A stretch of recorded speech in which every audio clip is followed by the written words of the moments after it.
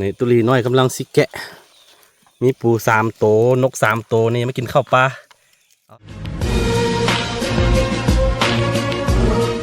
สบายดีทุกคนยินดีต้อนรับเข้าสู่ซองอาคาน้อย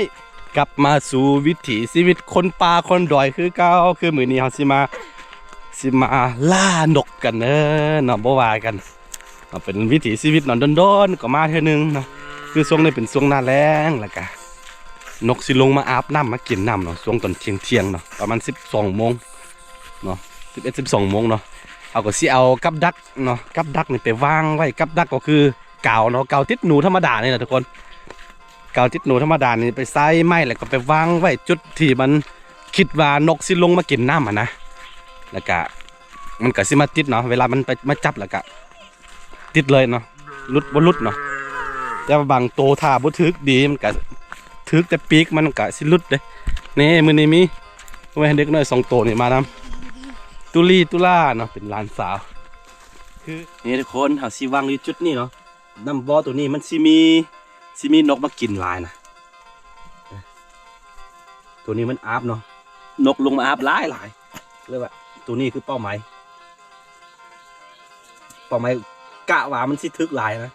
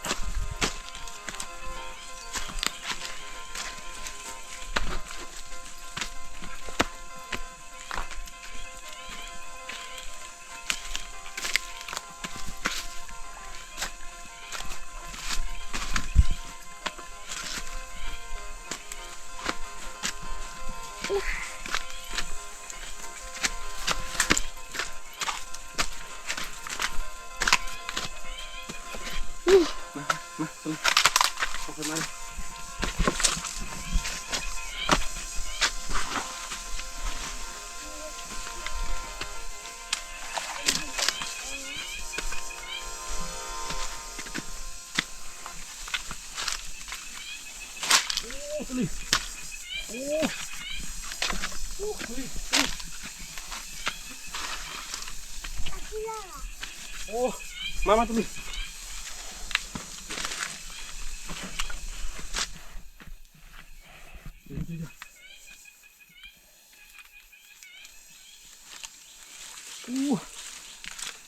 มันลนดูมันลนมันลุดเนาะ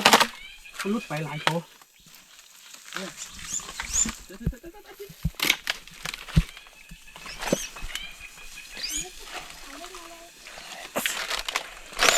โตมันลุดที่ตัวนึงนะลุดตัวนึง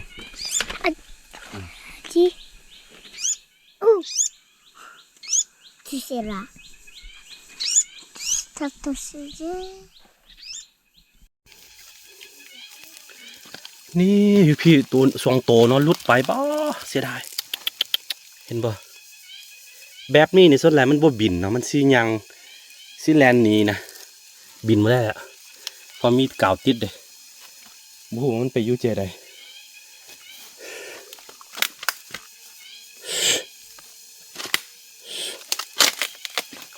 โอ้ลุด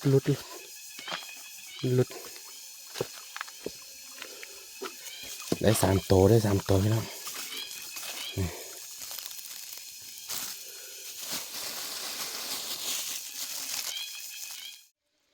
นี่มันสิลุดแบบนี้นะทุกคนลุดหมดเลยดิโตนึงพี่โตนึงเนื่องจากว่ากาวมันบนแน่นแล้วนะมันบ่ติดดีแล้วเสียดาย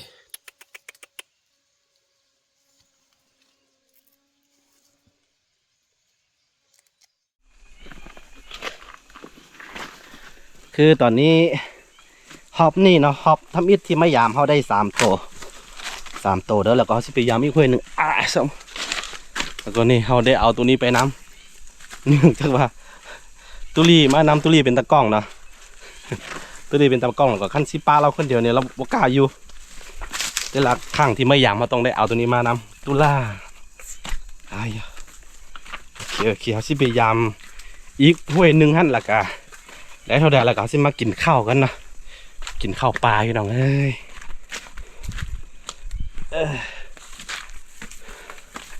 คันว่าเอามานำก็พ่อแม่ก็ไปหายไปส่วนมดเนาะบ่มีผู้ใดอยู่น้ำนะต้องได้เอามา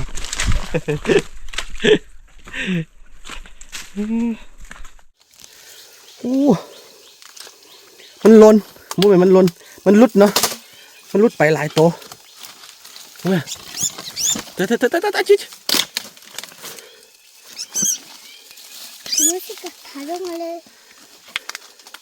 ทึก3 โตมันลุดอยู่ที่ตัวนึงเห็นไหมลุดตัวนึง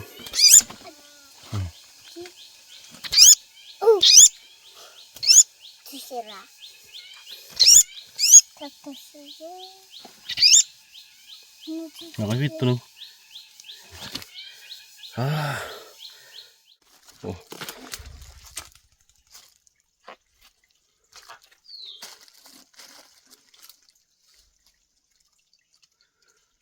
ได้ยินเสียงนกบินนกเขาเขียวสันหลายบ่ถึกเนาะขนมั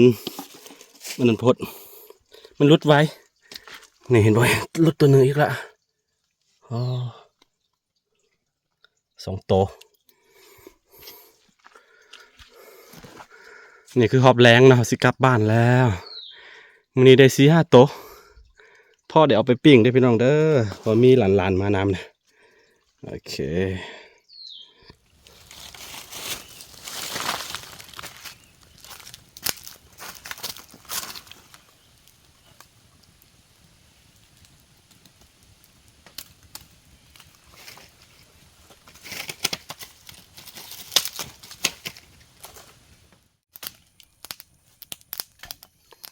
นี่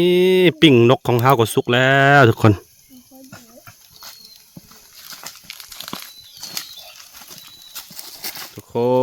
อาหารของเฮาสุกแล้ว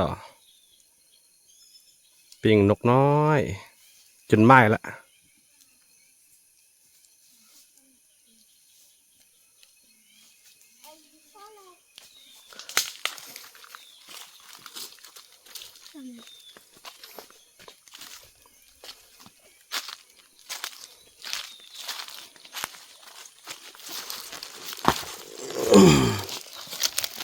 ตุลีแกะ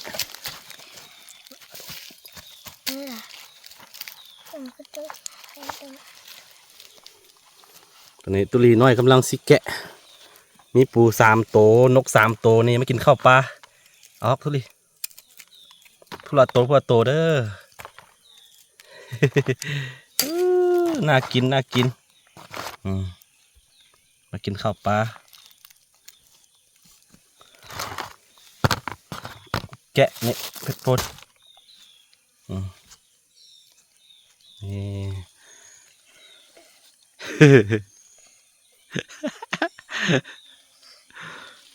แกะเข้าทุลีหากินอยู่ใกล้ๆน้ำเนาะอาทิตย์แล้วเนี่ยเขาเคยมาเท่านึงแล้วมาเด้อกินข้าวป้าลุงเลยเหรอมาเด้อกินข้าวเลยเหรอว้าวแห้งๆตุ้เลยตุลาอยู่ให้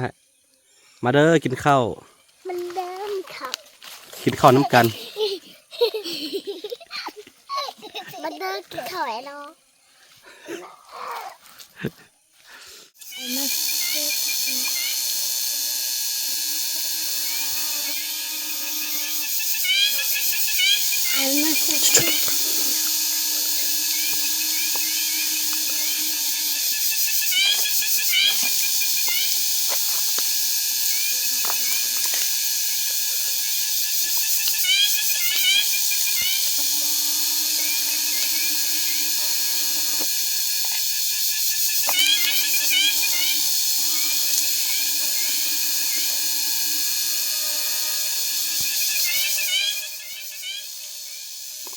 โอเคทุกคนตอนนี้เราก็กินข้าวอิ่มแล้วยังหลาน2 คนกำลังกิน นี่คือสุกเนาะความสุกอีกแบบหนึ่งของคนเฮาเนาะบางทีถ้าว่า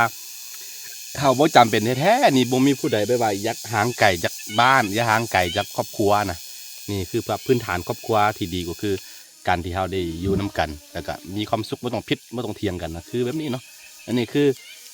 ลูกหลานของเขาเนาะที่จริงพี่เคยนะพี่เคยทั้งสองคนนะอยู่คนละบ้านเลยคนละแขวงซ้ำนะคืออันพ่อของตากล้องเนาะพ่อของตากล้องอะนะอันนั้นนี่อยู่พงศาลีเด้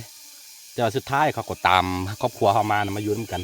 อบอุ่นมีอย่างก็กินน้ำกันเนาะได้สิ้นหมูมาโล้นกับปันกันกินแบบว่าเป็นครอบครัวใหญ่เนาะนี่คือครอบครัวแบบว่าสิว่าจะได้เป็นความสุขอีกแบบหนึ่งเนาะของครอบครัวเขา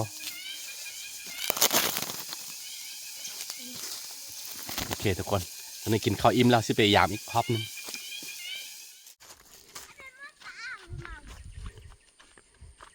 สมม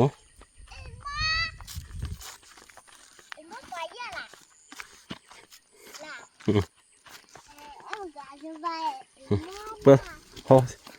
โอเคทุกคนได้เวลากลับบ้านกันแล้วเอ้ยตุลาเปิดบ้างเปิด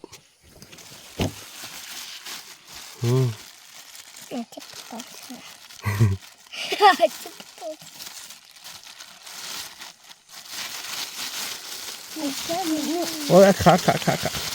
มีปูเด้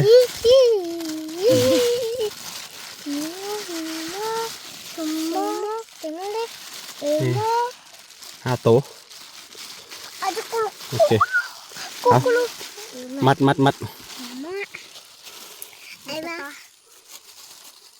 อ๋อนี่เวลามือต้องเข้ามาหากินแบบนี้แหละทุกคนเอ้ยเนาะ ตุลามาทางนี้นี่เสียเบิ้งคงหน้าอันนี้คือของขวัญอนาคตเนาะประมาณนี้แหละเนาะถ้าไปมักคลิปแบบบ้านๆเนาะวิถีชีวิตบ้านๆก็อย่าลืมเนาะกดไลค์กดติดตามซ